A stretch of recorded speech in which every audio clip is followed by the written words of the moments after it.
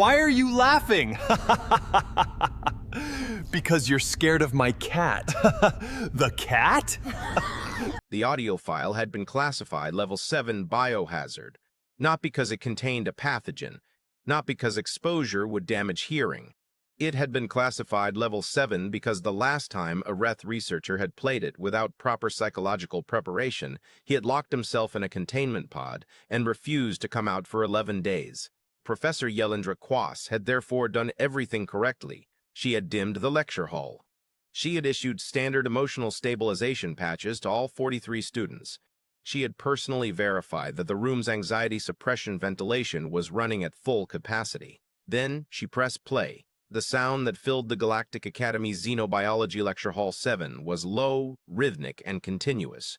It vibrated at a frequency that touched something old and deeply uncomfortable inside every non-human nervous system in the room. The Wraith student near the back made a sound like a deflating balloon and grabbed his neighbor's arm. The Solari twins pressed their secondary eyelids shut. Even Commander Deathrack of the Unified Systems Military Observer Program, a decorated officer who had survived 3 active engagements and 1 diplomatic dinner with the Keth, visibly stiffened. The sound continued, low, constant, pulsing. Hirsch. In the third row, Ensign Maya Vasquez looked up from her datapad. She tilted her head slightly. Then she smiled. It was not a nervous smile. It was not a brave smile. It was the specific smile of someone who has just heard something deeply, personally familiar in a deeply personally unexpected context. The smile of someone recognizing an old friend's voice in a crowd of strangers. Professor Quas noticed. Every professor notices when one student reacts differently from 42 others. Ensign Vasquez, she said carefully. You appear unaffected. Maya looked up at the speaker array mounted on the ceiling. Is that a purr? She said. Like a regular purr?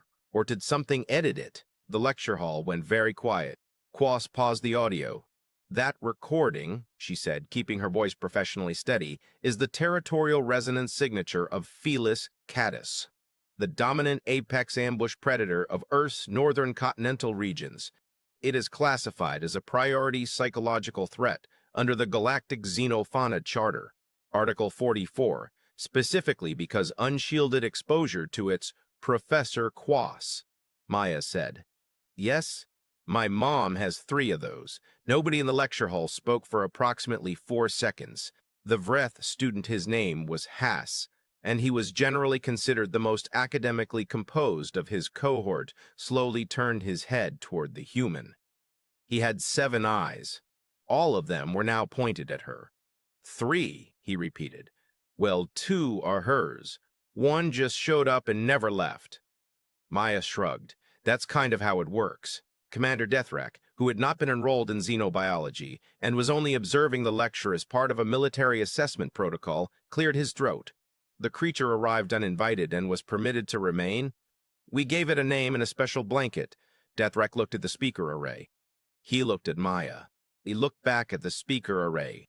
The territorial resonance, Quas said, pulling herself back to the presentation with visible effort, is only one element of the threat profile. Felis catus is notable for several characteristics that have led researchers to designate Earth's domestic environment as, functionally, AI will use the common translation a cohabitation zone with an apex predator. She advanced the slide. The image that appeared was a photograph. It showed a small orange animal approximately the size of a Reth's head, sitting on a windowsill in a shaft of afternoon sunlight. Its eyes were half closed. One paw was folded beneath its chest. It looked, by most reasonable visual assessments, profoundly relaxed. This, said Quas, is a confirmed specimen. That's a cat, Maya said. His name is probably something like Mango or Butterscotch. This animal, Quas continued, has a bite force calibrated to penetrate bone. Its claws retract, meaning it can move silently across surfaces without leaving tracks. It is capable of falling from heights that would kill most species and landing without injury. It sees clearly in near total darkness. It is, biologically, a perfect killing machine that has inexplicably chosen to live with humans. Maya nodded. Yeah, they kind of run the house, honestly. Run, Deathrack repeated. Like, you don't really own a cat, you live with a cat. There's a difference. Haas made a small, uncertain sound. The predator chooses to remain. It is not caged. God, no, you can't cage a cat. They hate that. Maya paused. I mean, you can, like for travel, but you'll hear about it the entire trip. It communicates displeasure, loudly, and sometimes by knocking things off shelves. Professor Quas advanced to the next slide.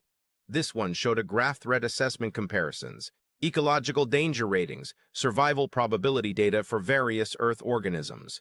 Felis cactus was in the top 15%. The vocalization you heard, she continued, is what humans term a purr. Research conducted by the Xenobiology Institute on New Varath suggests the frequency of this sound activates stress responses in Professor, Maya said, not rudely, just honestly. We use that sound to fall asleep. Silence again. Different this time.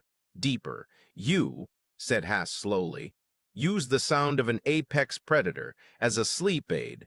There's whole playlists. Cat purring, rain, brown noise. It's really relaxing. Quas looked at her notes, then at Maya, then at her notes again, as though hoping they would offer some kind of explanation that made this make sense. They did not. The class continued. Quas, to her professional credit, attempted to maintain the original structure of her lecture. She moved through the Felis catus threat profile systematically: hunting behavior, territorial range, reproductive rate, sensory capabilities. The deeply alarming fact that the species had, over thousands of years, successfully maneuvered itself into a protected position within human civilization without humans appearing to fully understand what had happened. Maya participated helpfully and made everything worse. When Quas explained that cats were ambush predators who could remain perfectly motionless for extended periods before striking without warning, Maya said, "Yeah, they sit on top of the refrigerator and wait for you to walk by, and then they just..." She made a swooping motion with her hand. "Get you." "Get you," Dethrak said. "Claws out sometimes. Depends on the mood. And you continue to live with the animal after it has attacked you. I mean, they don't mean it personally." When Quas explained that cats were obligate carnivores with a prey drive that remained fully active regardless of domestication, Maya nodded and mentioned that her mother's oldest cat brought dead birds to the front door as gifts. "Gifts," said the Solari student on Maya's left. Her name was Ela, and she had been trying very hard to engage with the material academically, but this was becoming difficult. The predator brings you evidence of its kills. As gifts. It's actually sweet. They're trying to share. It is a territorial display of hunting dominance. It's both, kind of. That's cats. When Quas reached the section on feline psychology specifically, the documented tendency of Felis catus to stare at empty corners, to respond to stimuli that humans could not perceive, and to engage in what researchers had labeled inexplicable nocturnal activation events. She displayed a clip of a cat sprinting at full speed from one end of a hallway to the other at 3 in the morning for no apparent reason, then sitting perfectly still. "The zoomies," Maya said immediately. "I beg your pardon. That's what we call it, the zoomies. They just get energy sometimes and they have to go." Ela stared at the video. Does this not alarm you?" "Not really. You just wait for it to be done and then you go back to sleep." "You sleep," Dethrak said, and his voice had taken on a very specific quality that suggested he was assembling pieces of a picture he was not sure he wanted to complete, in the same structure as the animal. Same room sometimes. They like to sleep on you. Absolute silence. "On," said Haas. "Like, on your chest, or curled up next to you. Mine used to sleep on my pillow." She paused, thinking about this fondly. "She'd put one paw on my face." Dethrak set down his stylus. He picked it back up. He set it down again. Professor Quas closed the slide on feline nocturnal behavior and moved on, because she felt that dwelling on it any further might constitute an emotional hazard for the non-human members of the class. The second half of the lecture was supposed to cover Canis lupus familiaris, which Quas had rated as a comparatively lighter subject still concerning. But at least the threat profile contained fewer psychological landmines. She was wrong. Maya explained dog ownership with the same calm, affectionate matter-of-factness that she had brought to the cat discussion. And by the time she had finished describing how humans took large domesticated carnivores on walks using only a thin fabric strip, allowed them to sleep in their beds, spoke to them in special high-pitched voices, and celebrated their birthdays with cake specifically designed for dog consumption, Commander Deathrack had opened a separate communications channel on his personal device. Ela noticed. "Were you contacting?" "My department," Deathrack said quietly. "I am updating some of my preliminary assessments regarding humanity." "In what direction?" He looked at Maya, who was currently explaining that some dogs wore small jackets in cold weather because their owners loved them. "Upward," he said. "Significantly." Quas was wrapping up, moving toward her conclusion. Slide A standard academic summary of Earth's unusual domestication patterns, when the Academy's emergency system activated. It was not a drill. The light shifted from standard lecture gold to the sharp amber of a containment advisory. The ventilation changed tone, and over the intercom, in the calm, deliberate voice of someone who had been trained to sound calm and deliberate in order to prevent exactly the kind of panic that amber lights and changed ventilation naturally caused, came the following announcement. "Attention all Academy personnel. A Class 4 xenofauna specimen has breached its containment in Research Wing D. The specimen is currently unlocated within the facility. All non-essential staff are advised to shelter in place. Security teams are responding. Please do not." The speaker clicked off, which was, in its own way, more alarming than anything it might have said next. Quas immediately moved to her emergency protocols. Deathrack was already on his feet. Students began checking their personal devices for building schematics, emergency routes, additional information. "What's a Class 4? Maya asked Ela. Ela's secondary eyelids were fully extended as Solari fear response that she usually kept carefully controlled in mixed company. Class 4 xenofauna are specimens maintained for advanced research purposes. They are considered too dangerous for general containment wings." She paused. The last breach event at another facility resulted in. "What kind of animal?" Maya pressed. "A Keth war beast. They use them for—" The door to Lecture Hall 7 opened. Not the main door. The maintenance corridor door on the east wall, which was not supposed to open from the outside. What came through it was roughly the size of a large terrestrial horse, but lower to the ground, and it moved the way no horse ever moved, fluid and deliberate and wrong, in a way that was immediately, instinctively apparent to every nervous system in the room. 6 limbs, mottled gray-black plating over an organic frame, a head that was mostly jaw, 4 eyes arranged to provide near-total field coverage, a Keth war beast. 42 non-human students and 1 decorated military officer went completely still. The animal paused in the doorway. Its 4 eyes swept the room. It made a sound, not loud, not a roar, just a low, building exhalation, like pressure releasing from a system that was about to blow. Maya Vasquez stood up. Not because she had assessed the threat and determined an action, not because she had military training specific to this scenario. She stood up the way she might stand up if something had fallen off a shelf reflexively, to handle it. "Hey," she said. "Hey, hey, hey, easy." The war beast's head swiveled toward her. 42 non-human students stopped breathing. Maya held out one hand, palm down, not extended aggressively, just present. Visible. She took 1 step toward the animal and then stopped.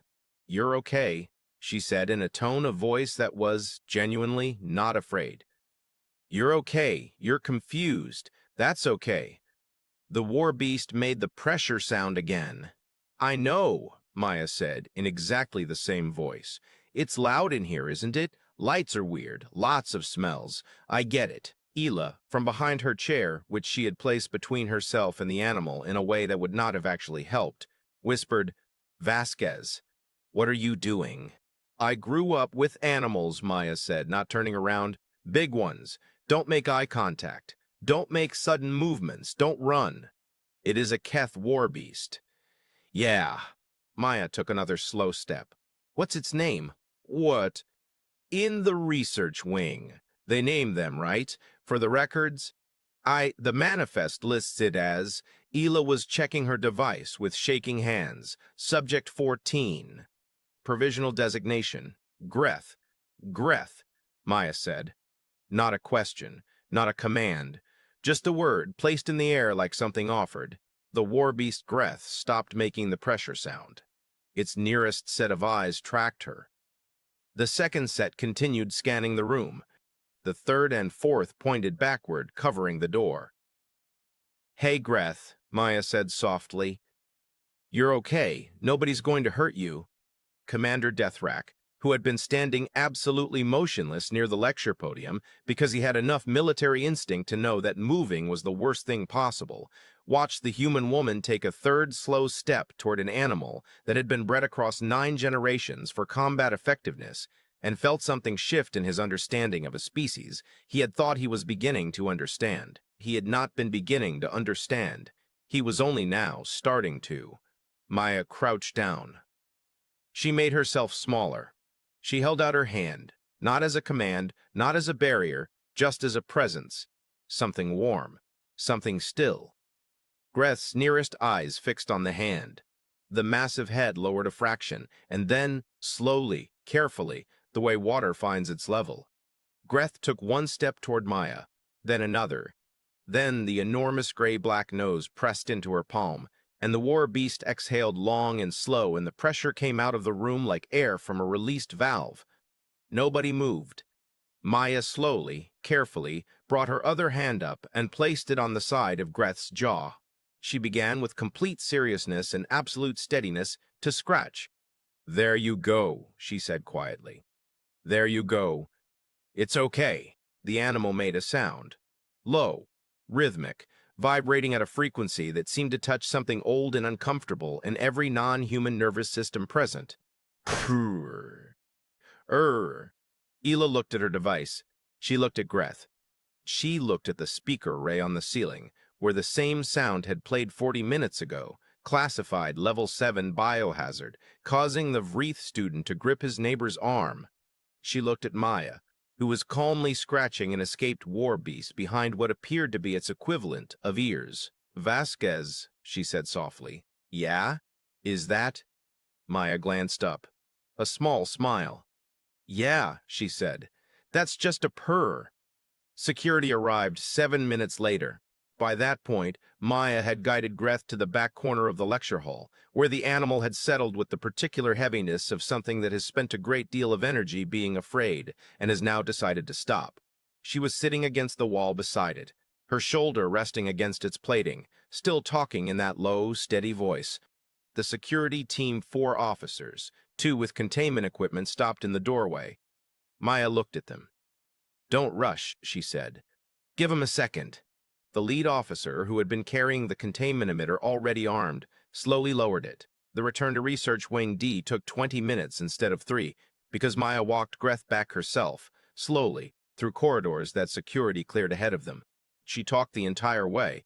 She was not saying anything particularly important. She was naming things they passed. She was telling Greth about her mother's cats. She was describing what a sunny window was and why animals liked them. Greth walked beside her with the careful, deliberate movement of something very large that was trying very hard not to make sudden motions. Professor Quass followed at a distance of approximately 10 meters, watching, and did not speak. The debrief was formal. Commander Deathrack conducted it himself, which was not standard protocol and which everyone understood to mean that the military observer had decided this incident was worth observing directly. The lecture hall had been cleared. It was just Deathrack, Quass, Hass, Isla, and Maya at a table that felt very large for 5 people. Walk me through your reasoning, Deathrack said to Maya. I didn't really reason, Maya said.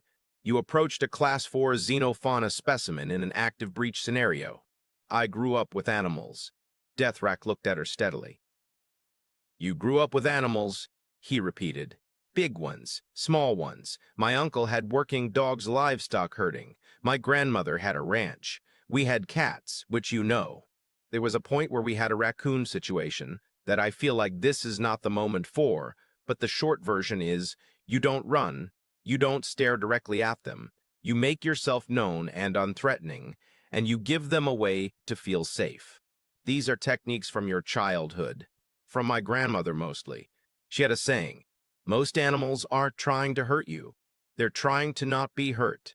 Deathrack wrote something down. The war beast, Ela said carefully, was developed across 9 generations of selective breeding for use in Keth military operations. Its aggression parameters are, it was scared, Maya said. The sounds it was making, the way it was moving when it came in, that's fear behavior. I've seen that in dogs that were abused, big ones, same thing. She paused. I don't know what Keth do with them, but I know what it looks like when an animal has been taught that people mean pain. Quas looked at her notes and did not look up for a long moment.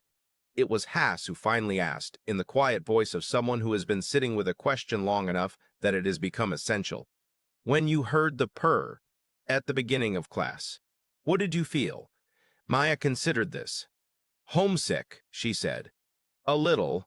7 eyes blinked, one after another, in a ripple of expression that Hass couldn't quite control. You were homesick, he said, for the sound of an apex predator. I was homesick for my cat. She smiled. Just a little. Whose name was Duchess, and who bit me every morning when I was late with breakfast, and who I loved completely and would have done anything for. So? She shrugged. Yeah. Homesick. Deathrack set his stylus down. He looked at Quas. She looked at him. They had been exchanging looks across this table that meant different things. But this one, for the first time in the debrief, meant something that was not a question. It was an answer. The incident report that Commander Deathrack filed that evening ran to 40 pages. 38 of those pages were about the containment failure, the security response gaps, the necessity of improved protocols in Research Wing D, and a series of technical recommendations he was legally required to include. The last 2 pages were something else. He titled them Preliminary Notes on the Cognitive Architecture of Death World Species, Addendum to Previous Assessments. He wrote carefully because Deathrack was a careful man, and because he understood that what he was trying to say was difficult to say without sounding like something had broken in his understanding of the universe, which was not a comfortable position for a military officer.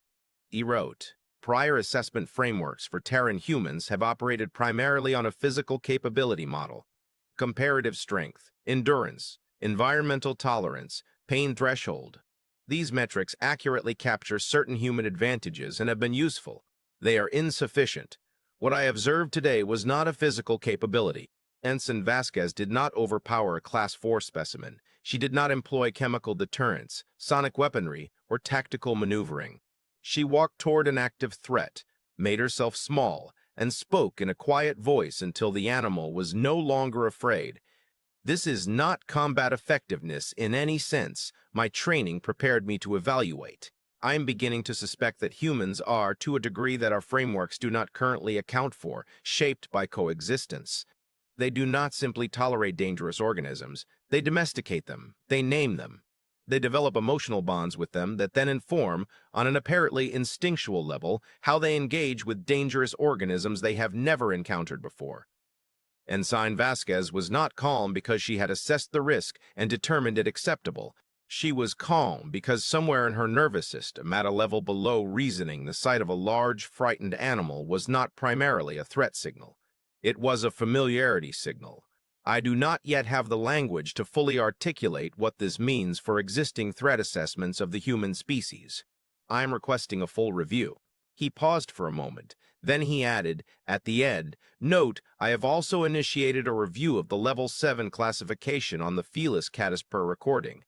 Not because the classification is incorrect, strictly speaking, but because it has occurred to me that any species that uses the sound voluntarily as a comfort measure and associates it with safety and home may have a relationship with threat that we have been measuring from entirely the wrong direction.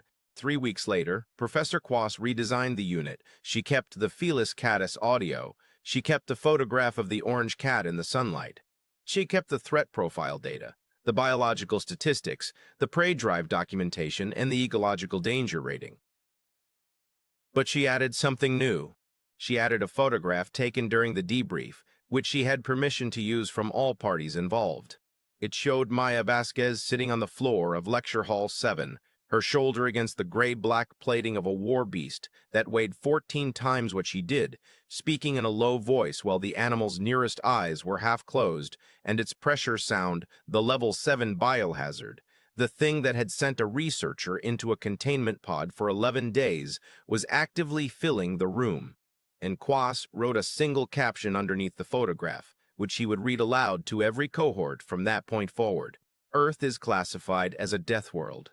What this classification has historically failed to account for is that the organisms which evolved, there including its apex predators, including the humans, spent those millions of years not only competing against each other, but learning each other, living beside each other, developing, across generations, a kind of literacy that no other species in the known galaxy has required.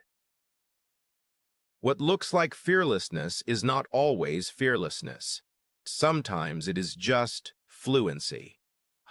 Maya got a message from home that night. Video, her mother standing in the kitchen pointing the camera down, 2 cats on the floor, 1 orange, 1 gray, eating breakfast, and from somewhere off screen, a third set of footsteps, unhurried, deliberate before a small dark shape jumped onto the counter, sat down, and looked directly into the camera with the complete, sovereign confidence of something that had long ago decided that this particular territory was satisfactory. Her mother's voice, "Your cat misses you. She's been sleeping on your pillow." Maya watched it twice. Then she put her head down on her desk and, for the first time since she'd left Earth, cried. Not from fear, not from the day she'd had, from the specific ache of being far from home and the particular comfort of knowing that something small and warm and entirely dangerous was sleeping on her pillow, waiting. Later, much later, in a classified archive that very few people ever accessed there, was a file marked simply Human Domestication Patterns, Strategic Implications. The executive summary was 3 sentences. Humanity has spent approximately 10,000 years living in voluntary proximity with apex predators. This has not made them less afraid. It has made them significantly better at deciding when being afraid is useful. In the Galactic Academy's Xenobiology wing, a new display case was installed the following semester. Inside it, 2 items. The first was a standard Galactic Charter Xenofauna Threat Classification placard. Black border, red lettering. Level 7 Piscological Turt, Felis catus. Extreme caution advised. Do not expose unprepared personnel to audio recordings or direct contact. The second was a photograph, not Maya with the war beast. A different photograph. One taken many years earlier on a planet called Earth, in a small apartment where the afternoon light came through a west-facing window and turned everything golden. A woman asleep in a chair. A cat, small, orange, profoundly relaxed asleep on her chest, 1 paw extended, resting on the woman's face. The placard beside it read, in the careful handwriting of Professor Yelindra Quas, "This is what Level 7 looks like from the inside." A human woman sitting cross-legged on the floor of a sleek alien architecture room, completely calm, scratching the jaw of an enormous gray-black 6-limbed war beast. The beast's head is lowered, eyes half closed. Around the edges of the frame, alien students pressed against walls, wide-eyed and frozen. The lighting, amber emergency glow. Text overlay, minimal. That's just what W do with them alls.